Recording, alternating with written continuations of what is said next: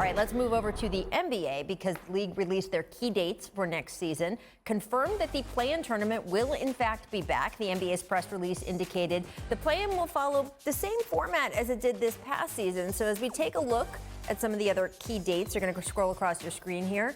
What tweaks do you want to see in future seasons, or do you wish they had made this time? First of all, the whole thing is a home run. This is a no-brainer decision.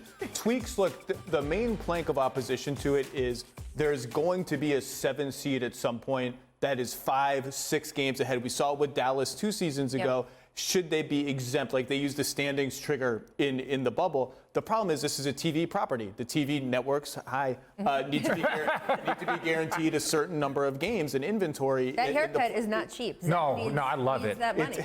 It need to be guaranteed a certain inventory. The tweak, so I don't know how realistic that is. It's just going to be painful. And that 7th seed, when it happens, is just going to have to, guess what? Win once in 2 tries. You should still get in. The tweak I want to see, my tweak, the number 1 seed in each conference should be able to pick its opponent from the 2 teams that come out of the play-in tournament. Why? We want it to be easier for a number 1 seed to walk over? Yes, you do. Because if you're the number 1 seed, that means all year, 82 games, you have been the best team. Guess what? You're playing number 8. No. Look what we just went through this whole thing where it's like, what if Utah has to play the Lakers in the first round? Okay, what if Utah has to play the Warriors in the first round? If we get into that situation, Utah should be able to say, you know what? We want Memphis. You have just capsized your own argument. What if Utah has to play the Warriors in the first round? Guess what? The Warriors didn't even make it into the 8th seed. But this is what everybody was saying. Guess what? Utah should have been able to beat them.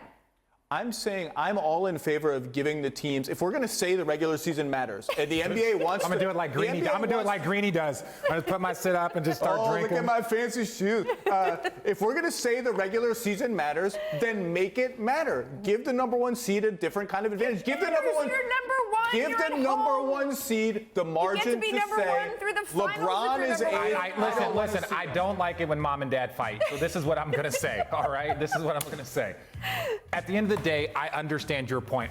That's the one thing that I don't like about it is the 7 seed. Oh, please. Put on your big boy shoes. I agree, but I'm saying the 7 seed, you work for 82 games, and sometimes the 7 seed. The number 1 side or the 7 seed? No, I'm not talking about the 1 side. I'm talking about the 7 seed. The 7 seed, in my opinion, could be a 51-win team. Right. And all of a sudden, and if players get hurt or if something happens and you're like, hey, we could rest our players for the final 2 games to get ready for a 7-game series to really legitimately make a run at it. Like that to me is tough to be like, oh, you're the 7 seed. You have 6 more wins than everybody else, and you got to go to a play-in tournament. What if one of your players get hurt? Well, and I understand that is to benefit 8, 9, 10. That's what it's to benefit, not the 7. And I think the 7, maybe not tomorrow, but eventually we're going to have a 7 seed that just has a bad string of luck, and that's going to be brutal. The flip side of that, though, is that one of the cool things about the play-in tournament is it's created this race for 6 that adds a cool wrinkle to the regular season. That to me was as nice a lovely surprise of this play-in tournament this past year